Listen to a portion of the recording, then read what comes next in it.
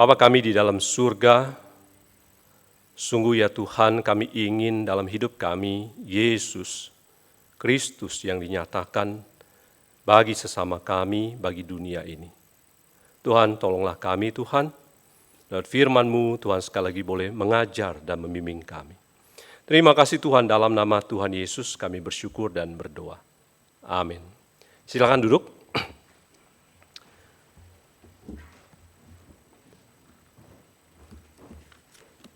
Saudara yang kasih Tuhan, saya kembali mengundang kita untuk membaca firman Tuhan dari Injil Yohanes, kali ini dari pasal yang ketiga, ayat ke-13 hingga ayat yang ke-18.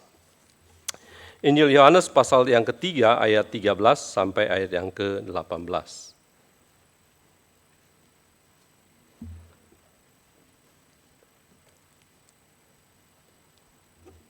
Mari kita membaca secara bertanggapan.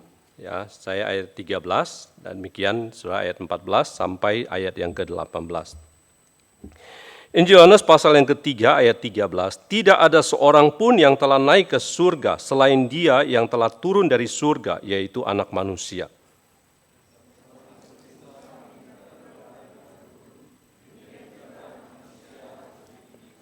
Supaya setiap orang yang percaya kepadanya beroleh hidup yang kekal.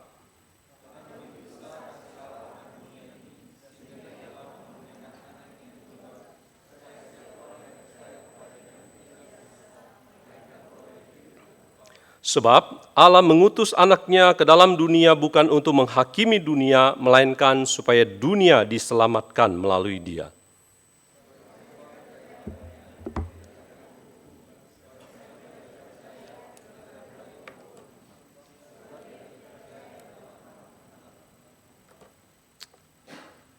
Saudara yang kasih oleh Tuhan, di sepanjang semester ini kita sudah merenungkan banyak hal mengenai keramahan, hospitality. Dan kira-kira kita sudah sampai di penghujung, hampir di penghujung dari tema-tema kita. Kita bicara mengenai keramahan Allah, kita bicara mengenai keramahan kita sebagai gereja dan sebagai hamba Tuhan yang menjadi subjek atau agen pelaku keramahan. Keramahan terhadap Allah dan keramahan terhadap sesama kita yang menjadi objek atau pasien penerima keramahan. Baik kepada orang-orang kudus, keramahan pada orang kudus dan orang Kristen, maupun kepada sesama manusia, orang-orang yang lapar, haus, tanpa teman atau orang asing, telanjang dan dipenjara. Nah, dalam semua ini jelas bahwa Allah dan anaknya Yesus Kristus adalah sumber dari segala tindakan keramahan kita dan juga menjadi teladan dalam secara baik secara pribadi maupun secara gereja untuk bersikap ramah kepada orang lain, baik orang Kristen maupun bukan. Nah, saudara, sebagai pengikut Kristus, tentu namanya kita pengikut Kristus adalah satu kewajiban kita untuk mengimitasi. Maka tema hari ini adalah imitating the hospitable God in the hospitable inhospitable world. Bagaimana kita mengimitasi, bagaimana kita meneladani Allah yang ramah itu di dalam kehidupan kita. Nah, saudara, kita sudah bicara, tadi saya katakan kita sudah bicara banyak hal terhadap tentang keramahan itu. Apalagi yang kita bisa bicarakan. Saudara, itulah yang gak enaknya kalau khotbahnya di akhir-akhir, saudara. Ya, temanya udah hampir habis gitu. Ya. Tapi kemudian saya berpikir begini, saudara. Ketika saya merenungkan berbagai aspek tentang keramahan yang sudah kita renungkan, saya kemudian sampai kepada satu pemikiran bahwa apalagi keramahan Allah yang perlu kita teladani dan yang perlu kita praktikkan. Saudara, firman Tuhan hari ini justru menegaskan ada satu bentuk keramahan Allah yang dinyatakan dalam peristiwa kedatangan anaknya ke dalam dunia yang bisa dikatakan sebut kabar baik, good news atau Injil. Bahkan kabar baik ini adalah wujud dari keramahan terbesar dari Allah. Saudara, ada dua hal atau ada dua topik yang menggambarkan bagaimana Allah di dalam Kristus datang ke dalam dunia ini menunjukkan keramahannya yang terbesar. Yang pertama adalah dikatakan bahwa keramahan Allah itu dinyatakan dalam kedatangannya anak yang tunggal ke dalam dan bagi dunia yang sesungguhnya adalah kepunyaannya tetapi jelas-jelas menolaknya. Saudara, bagian yang kita baca dari Yohanes pasal 1 ya, itu merupakan satu bagian yang kita biasa baca saat Natal. Ya. Tetapi Natal ini kan baru awal. Natal ini adalah landasan atau Natal ini adalah awal dari seluruh karya keselamatan Allah dalam Kristus. Yesus Kristus, terang yang sesungguhnya yang sedang datang ke dalam dunia, Sang Firman yang menjadi manusia, Anak Allah Tunggal adalah pencipta dari dunia ini. Pencipta dari manusia, namun sayang ia tidak mendapatkan perlakuan yang selayaknya sebagai pencipta. Ada dua hal yang dikatakan di sini, bagaimana dunia memperlakukan Allah itu. Allah yang ramah itu disambut dengan ketidakramahan yang luar biasa oleh dunia ini. Di dalam ayat yang ke-10 dikatakan, ia telah ada di dalam dunia dan dunia dijadikan melalui dia, tetapi dunia tidak mengenalnya. Yesus ada di dalam dunia, Yesus ada di dalam bumi. Saudara, kita perhatikan bahwa di dalam Injil Yohanes istilah dunia itu bergerak dari mulai dunia tempat tinggal, dunia manusia dan alam ciptaan, dunia manusia yang bisa merespon kepada karya keselamatan Allah. Yesus telah ada di dalam dunia, di dalam kehidupan bumi ini, dan dunia semua ada, atau terjemahan yang lama itu, terjemahan baru dijadikan olehnya atau melalui dia, tetapi dunia ini tidak mengenalnya, tentu manusia, ya tentu bicara manusia. Ironisnya bahwa Allah dalam Kristus sudah hadir di dalam dunia yang adalah ciptaannya, artinya manusia itu adalah ciptaan-ciptaannya, tetapi manusia ini tidak mengenalnya, tidak mengenal si penciptanya. Soalnya menurut saya ini adalah momen ironi yang terbesar. Dunia tidak mengenal yang menjadikannya, laksana seorang anak tidak mengenal ayah atau ibunya. Kalau pakai bahasa sekarang ya, mudah-mudahan buat teman-teman itu masih sekarang, dunia ini adalah maling kundang dalam level global. Maling kundang terkenal karena menolak ibunya, tidak mengakui ibunya karena miskin, dan dunia ini adalah laksana maling kundang dalam level global. Orang yang durhaka, yang tidak mengakui orang yang melahirkannya. Orang yang tidak mengakui, tidak menerima orang yang justru menciptakannya, menjadikan mereka. Saudara, ini ketidakramahan yang luar biasa dari dunia ini. Yang kedua adalah bahwa Yohanes mengatakan Yesus datang kepada miliknya, tetapi orang-orang miliknya itu tidak menerimanya. Yesus datang kepada dunia miliknya, ya, dunia kepunyaannya, his own, yaitu manusia-manusia yang ada melaluinya, namun orang-orang ciptaannya miliknya tersebut tidak menerimanya, bahkan menolaknya. Ia datang kepada miliknya, tapi orang-orang miliknya tersebut tidak menerimanya. Nah, saudara yang kasih Tuhan, kata miliknya ini menimbulkan pemikiran atau diskusi juga. Karena sebagian ahli, istilah milik Allah itu biasanya dipakai untuk orang Israel. Ya, Israel milik Allah. Tapi apakah maksudnya di sini yang menolak ini hanya orang Israel? Ya, apakah orang Israel? Karena ia datang kepada miliknya, apakah ini hanya datang kepada orang Israel? Mungkin ada sebagian ahli mengatakan, iya, karena istilah ini teknis dipakai untuk orang Israel. Tetapi kalau kita bandingkan dengan ayat yang ke-10, kelihatan bahwa ini lebih luas daripada Israel. Ya. Karena ayat 10 dan 11 ada ahli yang menaruh ini sebagai sebuah puisi, dalam bentuk puisi. Ya, di WBC ditaruh dalam layout puisi. Kalau puisi kita tahu, kalau Pak Arman selalu katakan puisi itu paralelisme, itu adalah salah satu ciri. Jadi kalau bahasa dosen saya dulu katakan itu seperti speaker yang ada left and right gitu, supaya stereo. Jadi satu kali dibicarakan, dua kali kemudian diulangi. Jadi yang dimaksud oleh Yohanes ini, dunia yang menolaknya bukan hanya orang Yahudi, tetapi adalah dunia orang-orang milik kepunyaan, bukan hanya orang Yahudi, tetapi seluruhnya, saudara. Seluruh dunia ini yang Yesus datang, yang Yesus sudah ciptakan, yang sudah tidak mengenalnya, sekarang justru juga menolaknya. Dua hal ini bicara tentang hal yang sama. Ya. Konsekuensinya adalah milik kepunyaannya atau orang-orang kepunyaannya itu, yaitu adalah orang-orang seluruh dunia ini, manusia yang ada di dalam dunia ini, karena manusia itulah yang menolak Yesus. Bagaimanapun juga manusia dunia ini adalah ciptaannya, karena itu juga adalah kepunyaannya. Jadi Yohanes sebenarnya mau mengatakan begini, Yesus datang kepada orang-orang di dunia ini yang adalah miliknya, tetapi orang-orang kepunyaannya itu, umat manusia itu di dunia ini menolaknya. Saudara, ini ironis. Inilah inhospitable world yang terbesar, saudara. Ya, orang-orang Yesus datang kepada orang-orang milik kepunyaannya, tapi orang-orang milik kepunyaannya itu tidak menerimanya. Saya tertarik untuk berpikir begini, karena dalam bahasa Yunani orang-orang kepunyaan itu hidioi. Ya. Dan kalau saudara cek di Merriam-Webster, hidioi ini dalam modern itu orang-orang idiot, saudara. Ya, jadi terjadi perkembangan dari orang-orang kepunyaannya menjadi orang-orang idiot. Gitu, ya. Tapi saya nggak mau mengatakan bahwa orang-orang ini adalah orang-orang idiot dalam arti sensi Alkitab, karena itu tentu saya memaksakan pemahaman modern ke dalam pemahaman pada saat itu. Ya. Tapi yang mau dikatakan bahwa memang betul orang-orang ini idiot sebenarnya. Secara term mungkin tidak benar, tapi secara konten, secara jiwa, kemarin kita AMI itu kita membahas dua, secara literal dan secara jiwa. Gitu ya. Jiwanya itu betul, orang-orang ini idiot, saudara ya. Yesus Allah yang menciptakan mereka, yang menjadi pemilik mereka, orang tua mereka, ketika mereka datang, mereka justru tidak mau menerima dan menolaknya. Nah, saudara yang kasih Tuhan, ini luar biasa, saudara. Ini inhospitable world yang luar biasa. Ya. Tapi apa yang dilakukan oleh Yesus? Allah yang hospitable itu tidak berhenti pada tahap itu. Ya.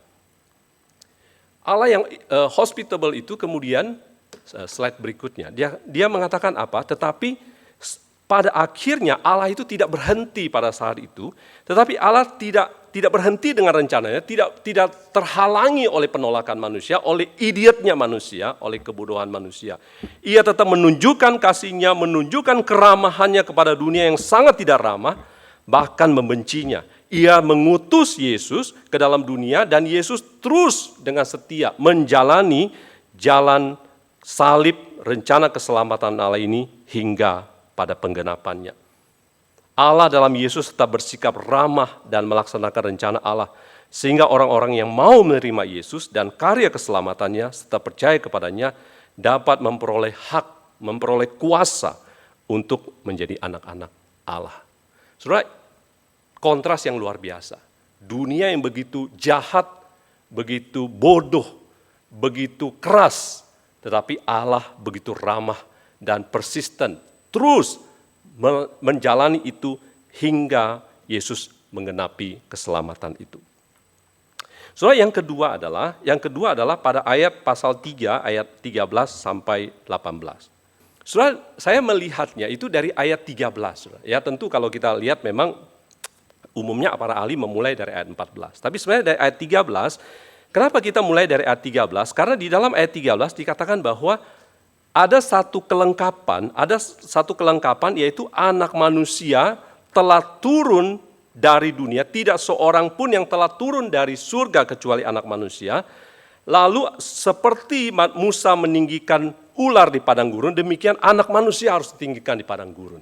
Nah, saya melihat dua ayat ini harus disatukan karena istilah anak manusia itu menggabungkan keduanya, ya selain dari penanda-penanda yang memang ada. Saudara, ini cerita, ini menjadi fondasi kemudian bahkan sampai ke ayat 16. Keramahan Tuhan, keramahan Allah itu dinyatakan dengan anak manusia datang, turun ke dalam dunia, dan ditinggikan. Nah, saudara, kita tahu ditinggikan ini mengacu pada peristiwa di padang gurun. Ya, di padang gurun ada satu masa orang-orang Israel itu memberontak kepada Musa, tidak percaya kepada Musa, komplain ya, makanannya nggak enak, makan pare, misalnya begitu ya.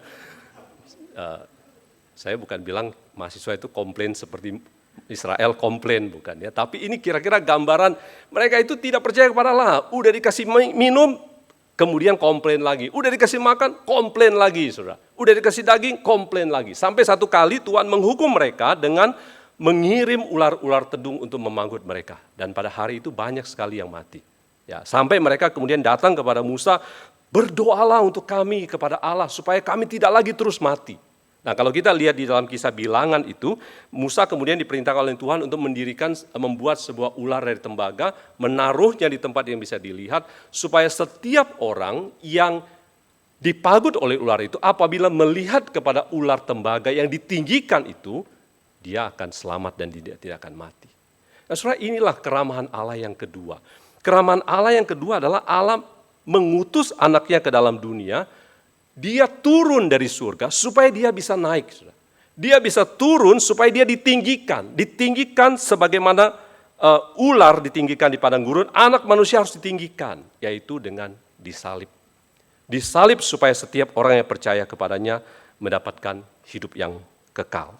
Saudara, keramahan Tuhan yang kedua ini dibuktikan dengan bagaimana kemudian di ayat yang ke-16 dikatakan begini, karena begitu besar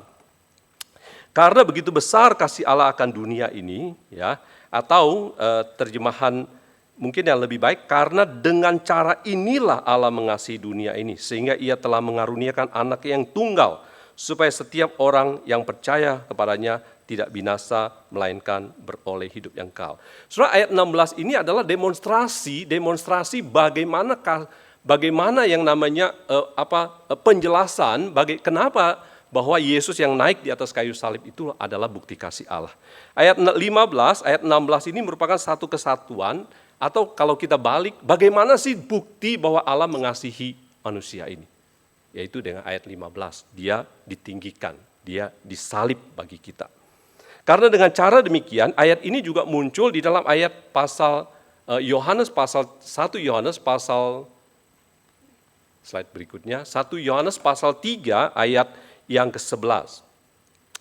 Ya, 1 Yohanes pasal 3 ayat 11 juga dikatakan begitu, ya, bahwa dalam cara inilah, ya, demikianlah atau dengan cara inilah, dalam terjemahan baru 2, dengan inilah kita mengenal Allah, mengenal kasih, yaitu bahwa Kristus telah menyerahkan nyawanya untuk kita. Jadi kita pun wajib menyerahkan nyawa untuk saudara-saudara kita.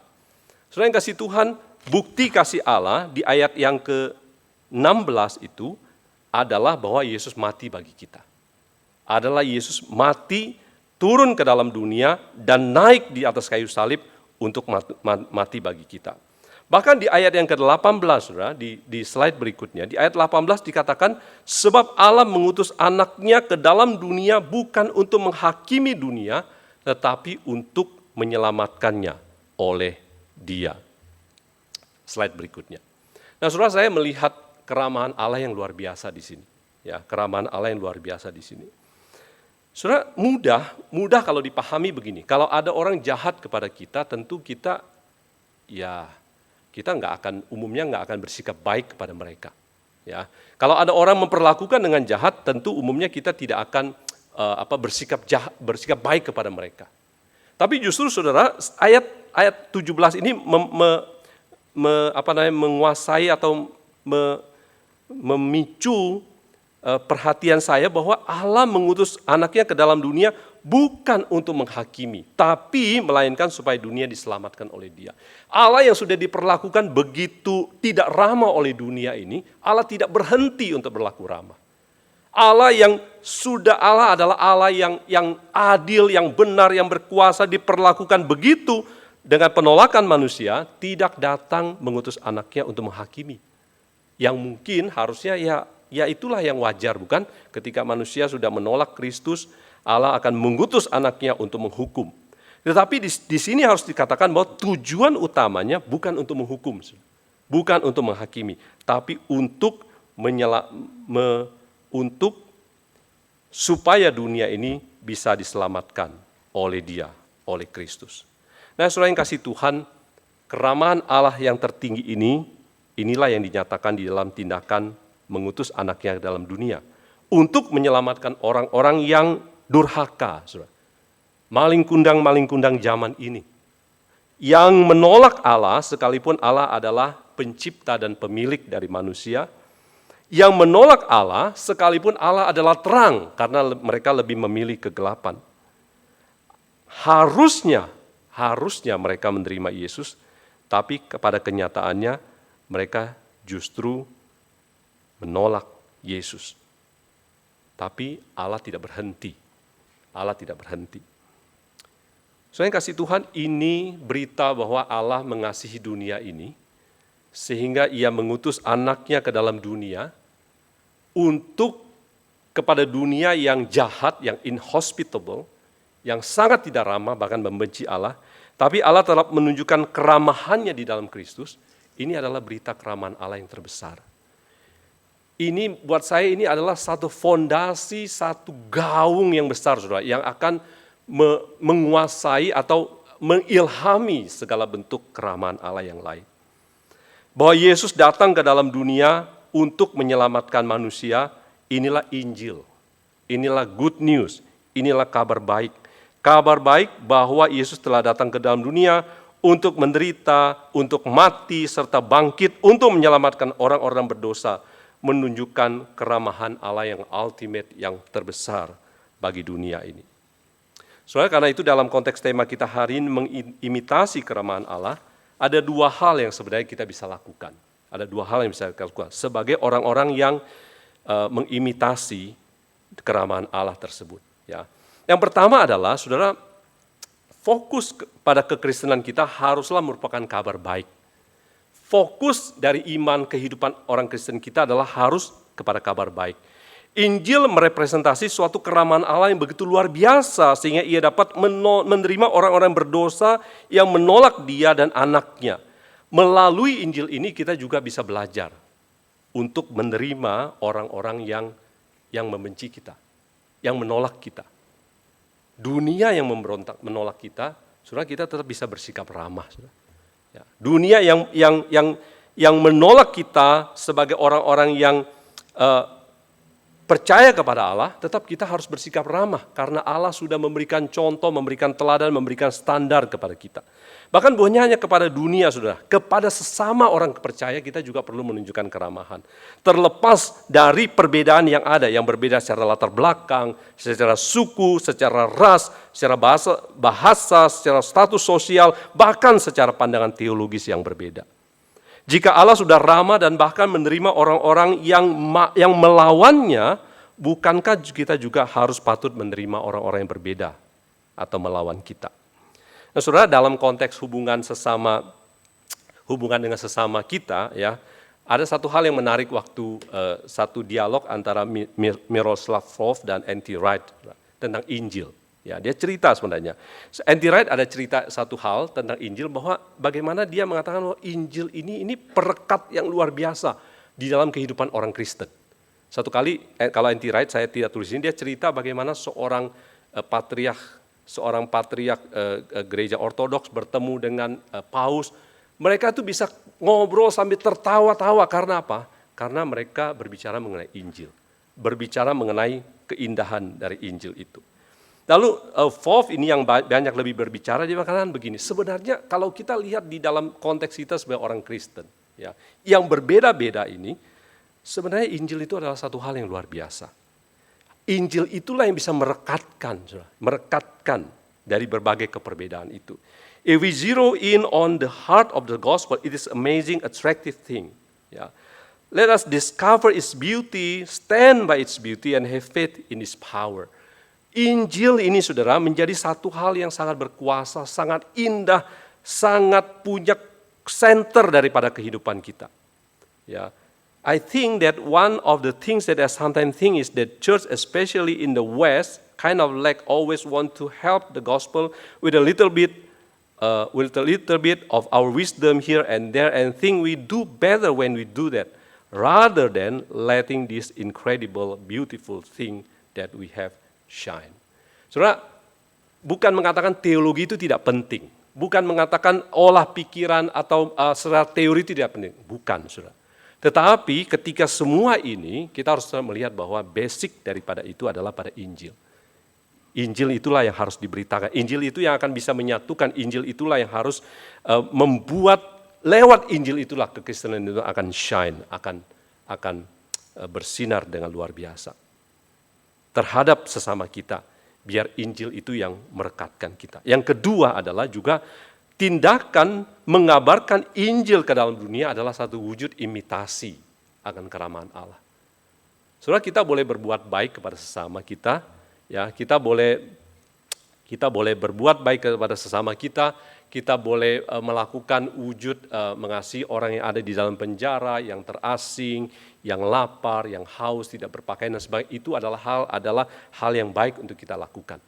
Tapi kalau itu tidak keluar daripada Injil, maka hal-hal ini akan menjadi sebuah perbuatan moral atau hanya pada satu tindakan-tindakan yang hanya ada di tataran atas tapi tidak punya basic, tidak punya fondasi yang kuat.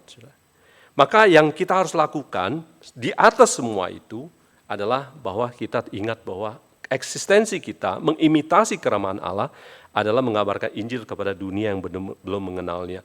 Tindakan mengimitasi Allah, keramahan Allah tersebut, itulah yang harus dilakukan.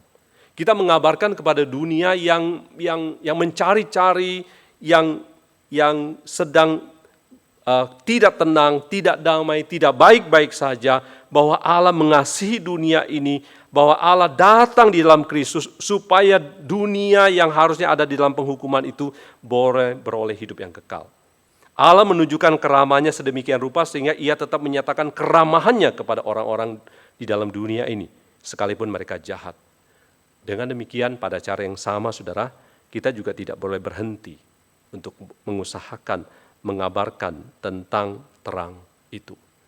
Nah, saudara yang kasih Tuhan, Allah yang ramah telah datang ke dalam dunia, di dalam Kristus. Kristus menderita, mati, dan bahkan bangkit bagi kita. Itulah berita yang harus kita terus beritakan.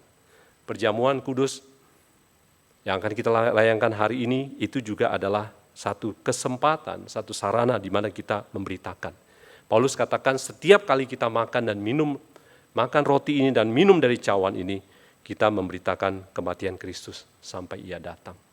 Biarlah Tuhan terus menolong kita, mengingatkan kita untuk menjadi ramah kepada dunia seperti Kristus. Allah sudah memberikan teladannya, ramah kepada dunia ini. Mari kita berdoa.